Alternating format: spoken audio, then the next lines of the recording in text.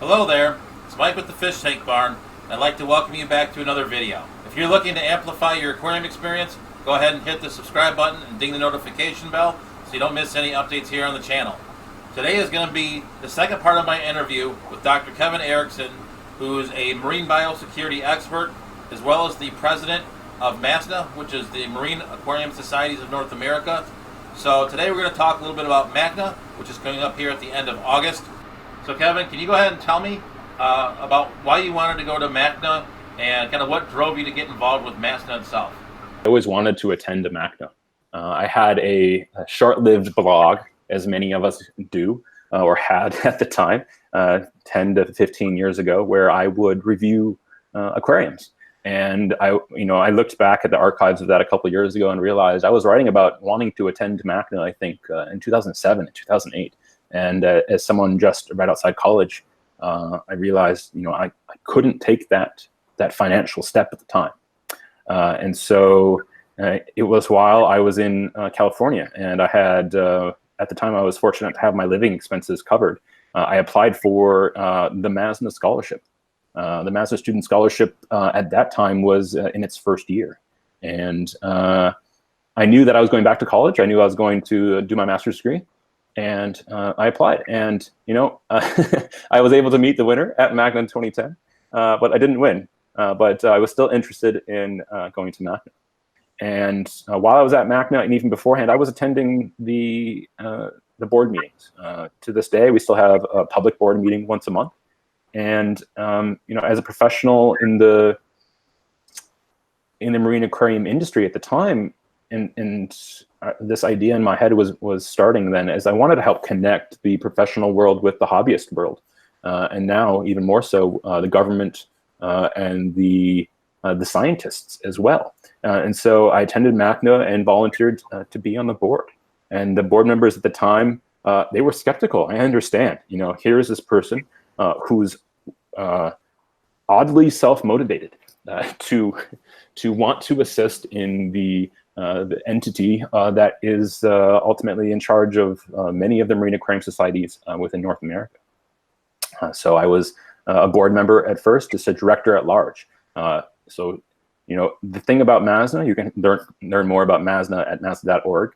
We're there to educate, assist, support, and encourage the marine aquarium industries, hobbyists, and our professional members as well. And so I read the MASNA website. I said, hey, you know what? This is an organization whose beliefs match that of my own.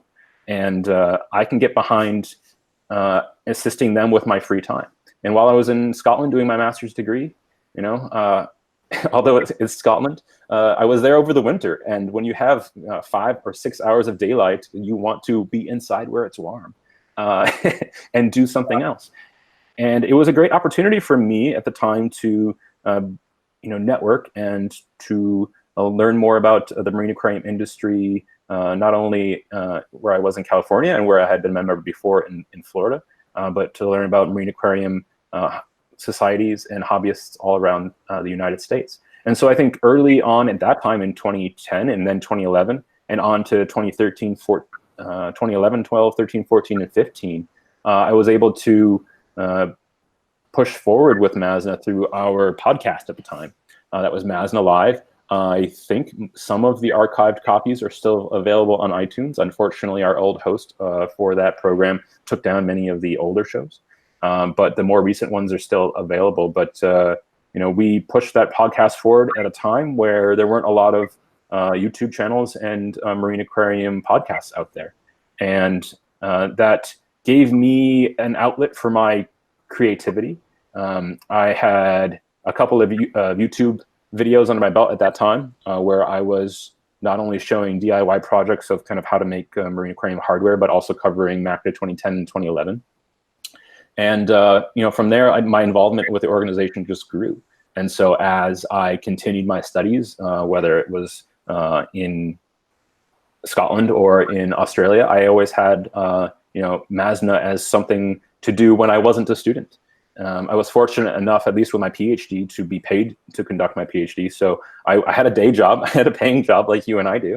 and I was able to do something on the side. And so, moving forward with MASNA, I was the director at large at first, and then had an opportunity to become vice president when the president and the vice president at the time left, and I was able to support our past president.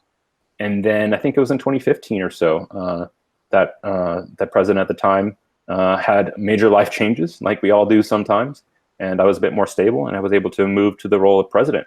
And from there, we were supporting MACNA that entire time. I think, I had been to every MACNA Solid since 2010. I believe you have been to some of them in and out. You said you were in Miami. You said you were in Orlando.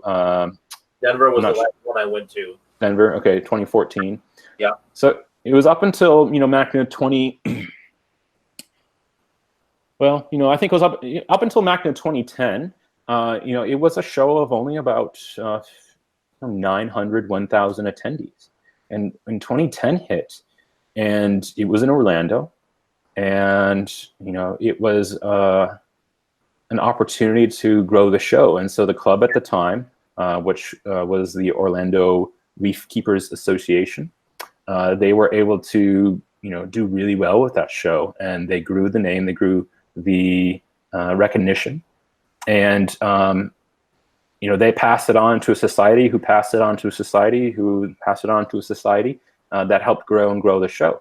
And so MACNA 2013, I believe, was double the attendance of MACNA 2010, and we were able to see the show grow even more. But when that occurs, you have a volunteer base who might be the vice president or the president or the director at large of their local club.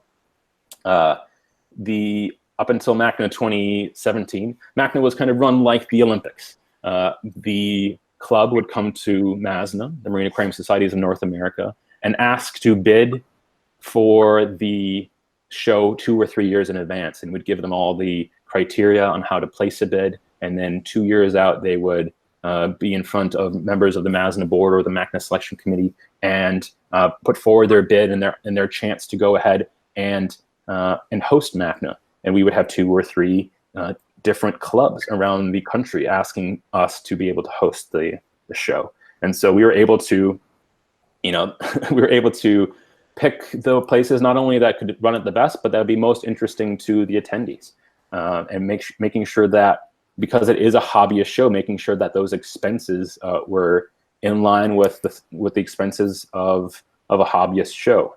And so we need to make sure that every year, even now going forward, that the show continues on and that it's financially viable. So it was about until MACNA 2014 until we got to the point where, like, wow, this show is so big. The national organization, MASNA, needs to become more involved in the day-to-day running of the show. And we had an opportunity with the board at the time to go ahead and take on more volunteer hours, more and more and more.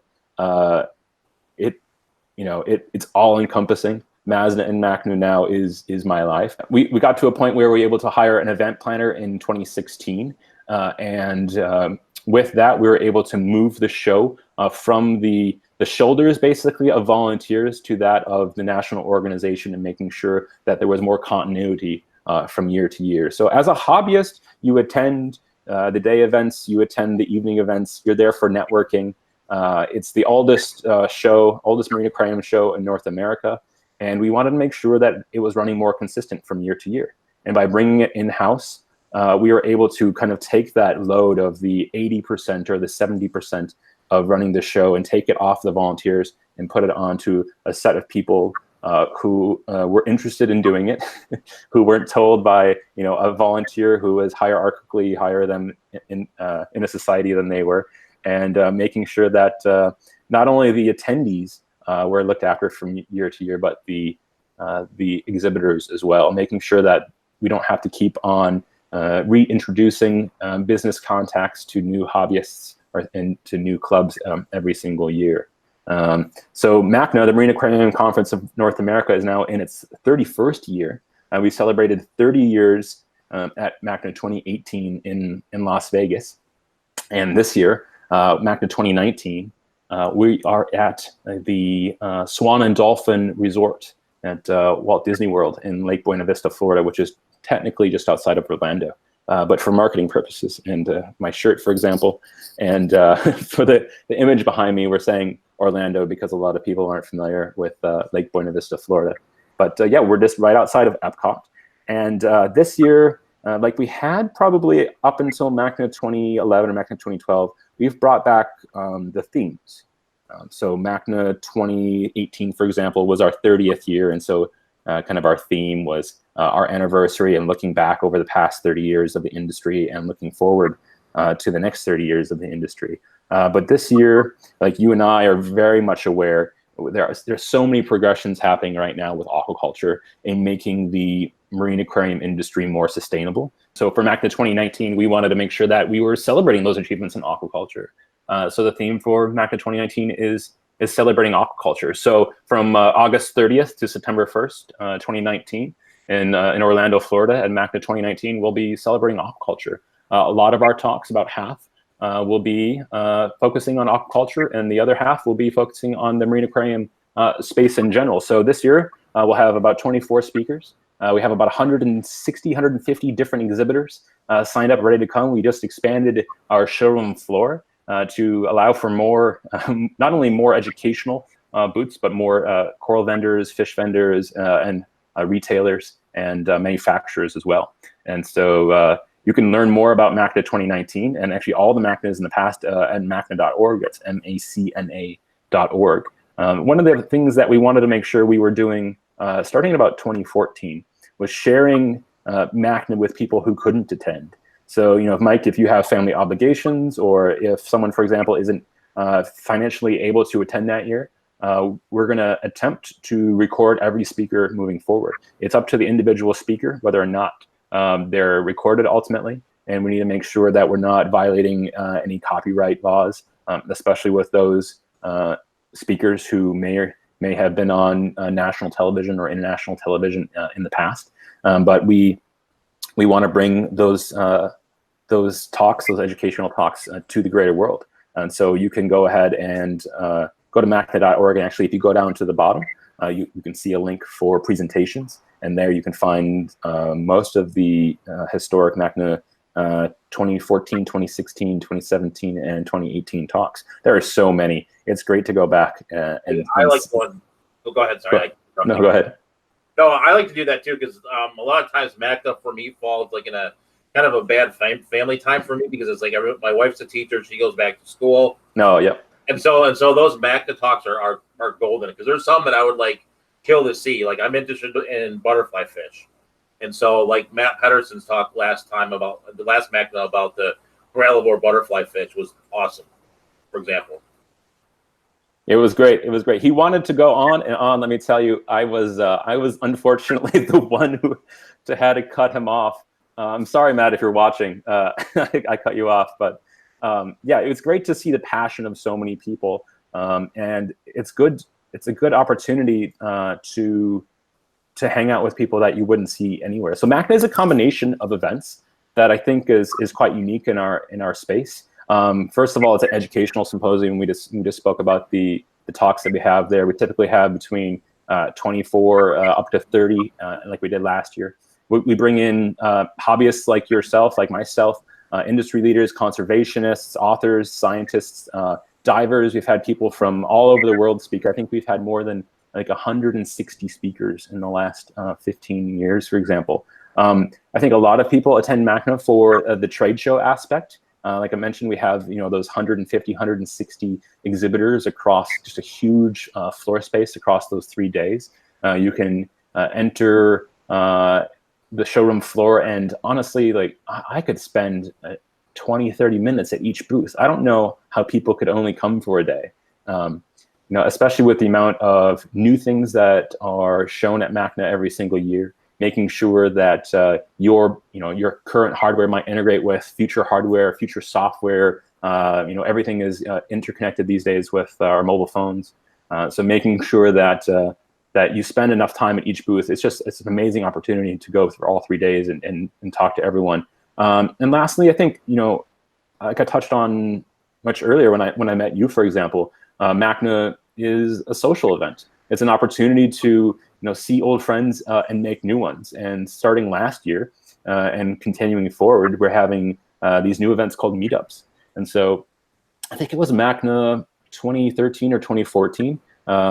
The club at the time had a meetup type of event for MBI, which was their Marine Breeding Initiative. They saw the need for people who were attending MACNA to come together in a separate room and have an opportunity to not only meet each other, but to talk about the needs of the industry and where they wanted to go and kind of get together on a more formal meeting. And now MBI actually has their own event now in its 10th year. You can learn more about the MBI workshop at mbiworkshop.org.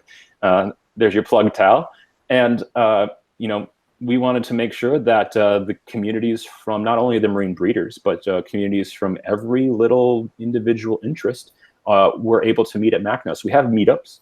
If you are interested in having a club meeting, or if if you are a seahorse lover, if you are really into non-photosynthetic corals, if you're interested in the very specific type of family of fish that only eats coral, for example, Matt Peterson, you can have those meetings at MACNA. So go ahead, go to macna.org. You can go down to the bottom to the Contact Us form, and on there, there's a button for meetups. And you can have your community meetup at MACNA. So we want to make sure that we're recognizing the community and promoting the community interactions at MACNA, not only people who are kind of in a club, but people who are brand new to the industry, and making sure that they're able to network and make friends as well. Like I ran into somebody at the Aquatic Experience who I MACNA's, and got to speak with him for a few minutes. A couple people actually who I've met through various MACNA's or MBI's or wherever, and it's a really good place to network and meet people that you wouldn't normally meet. Just like in any aspect of the hobby, whether it's freshwater, saltwater, that networking aspect I think is vitally important. It's great because Mike, you and I have the opportunity to talk, on a daily basis. We talk to people on forums, on Facebook, on Twitter, almost on a daily basis. And some of these people, honestly, like I recognize their handles, their names, their call signs, or whatever you want to call it. But it's not until I see their badge and I see their name, and then I move on to face recognition. I'm like, wow, I think that happened with Boomer. Shout out to Boomer, also of Minnesota. It's a name that I recognize in the forums. It was an entity. It was a person that I had heard of, and it wasn't until I think back to 2012 or 2013 I was like, oh, that's the name behind. That's the person behind the name. Making sure that you're meeting these people. And let me just say, no matter what show you're at, whether it's a local one, a regional one, or a national, international one, this is true for the MACNA speakers. They're normal people. They're hobbyists. They're passionate, just like you and I are. And I make sure when I'm talking to these MACNA speakers beforehand that they're approachable. Some of them, it's their first time speaking. Other ones have spoken at more than 10 MACNAs.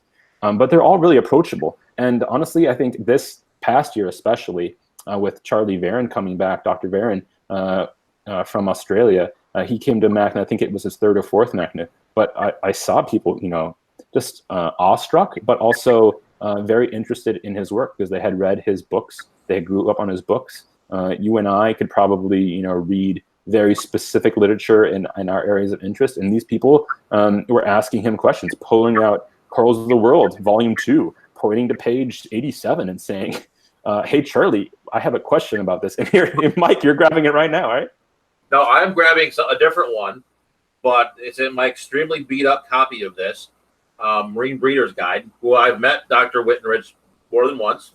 Yep. Various places. You go and meet these people, right? I met the gentleman who wrote this book, and who's bred numerous species of saltwater fish. Yes. Made a business out of it, and highly successful in breeding these things. It's something from a scientific background where, like in my normal daily life, I would not meet someone like that. Yeah, that's so true. We have the opportunity to meet people from every walk of life at any show, but particularly at MACNA. And it's those people that I try to make sure that attend MACNA. Those people who are doing good work and who are pushing the hobby forward. Let me just say too, I span this really weird world now of government, of industry, of hobbyists, of scientists, and I just want to make sure that all those people can come together in one place and meet each other, have an open discussion about our industry. What are the challenges for our industry and what we need to do going forward is something that we want to make sure that we continue to have discussions with, and not only this past year, but in a couple of years before, we're having those discussions at MACNA.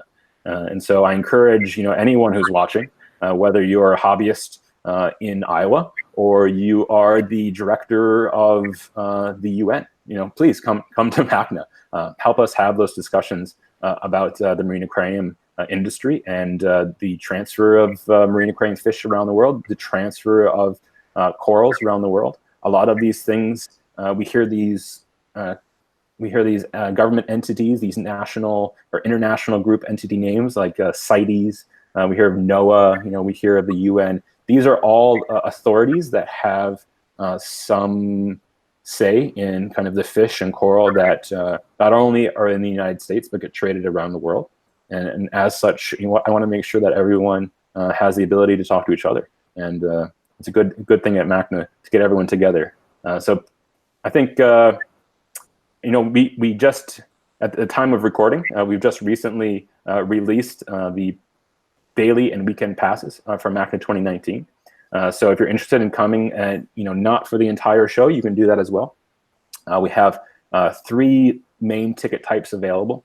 We have the full conference ticket, which a lot of people will purchase early on and will purchase throughout the year. Though that gets you access to everything. That gets you access to the showroom floor, the speakers, the meetups, the workshops, which I didn't mention. The workshops are a manufacturer's opportunity to get in front of their users and help them understand kind of their hardware or their software or their recent releases kind of away from their booth into a more presentation style. But that full conference ticket also gets you to the evening social events as well, the Friday night reception and the Saturday night banquet.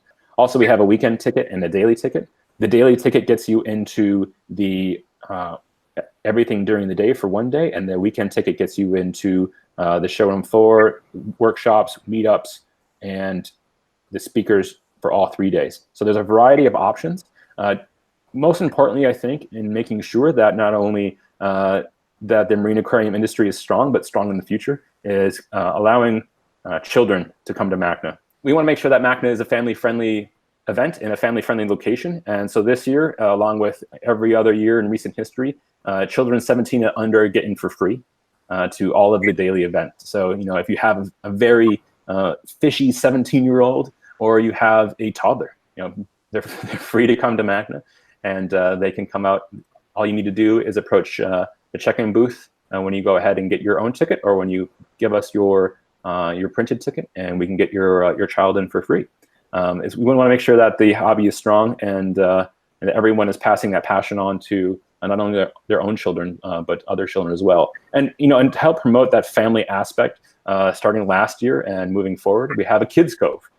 So we have touch tanks, we have educational opportunities, and some other play things. I think we had like the giant checkerboard this past year, as well as a chessboard. And we have just a great opportunity for families to come ahead and kind of satisfy everyone's interest for at least a day. So the other great thing about MACNA this year that a lot of people are very keen and very interested in doing is going to Disney World as well. And so if you stay at the MACNA 2019 hotel, there's a lot of extra abilities for you to get into the park, whether it's early or later in the day. Lots of opportunities for free parking and free transportation around the Disney World area. And one thing I was able to experience when I toured this venue was having breakfast with the Disney characters. So there you are at the buffet, and up walks Snoopy, or up walks Pluto, or Minnie Mouse, or all of a sudden, I didn't even hear them. They're very sneaky, let me tell you. Pluto came up right behind me and was giving me like bunny ears. But I have a lot of good photos with that. I might be able to put one in the link in the description below. But yeah, it's a great opportunity for their whole family. And It's a great place there. So for $175 a night, you can get a bedroom at the Swan and Dolphin Hotel. Typically, those rooms are about $350 a night. We're right next to Epcot. It's a huge savings. Let me tell you, redesigned hotel, brand new lobby, great rooms, great space, great views. Let me tell you, the $175 room is the run of house. And so you have the ability to choose. I think it's two doubles or one king, and it's a great opportunity to bring the kids or the significant other or your extended family to not only to MACNA but to Disney World as well. I've actually been to that hotel. We went to Disney a few years ago and did the character dinner or the character breakfast at that hotel. And for your kids, it's an amazing experience. Oh, so even for adults, even for adults, we've been there. The food's good. Great breakfast there. The characters come. It's a really cool experience to go there. It's right next to the park, so definitely would recommend that. If you haven't been to Disney, this is a great opportunity. Take the family, go to MACNA. So 2 things in one. I'd really like to thank Dr. Kevin Erickson for coming on with us today and talking to us about MACNA. Definitely very interesting to hear of his experience, how he got involved with MASNA, as well as MACNA 2019. Just so you guys know, the rooms for MACNA 2019, to book those, you have to book those by July 31st. Once you see this video, if you're inspired to go, definitely need to get on that in terms of booking the room and getting the tickets. So with that being said, once again, I'd like to thank Kevin for coming on. If you're looking to amplify your aquarium experience, like we said in the beginning of the video, hit the subscribe button, ding the notification bell, and I really appreciate it if you watch some of the videos that come here at the end. With that being said, stay fishy, keep on breeding. We'll catch you guys on the next video.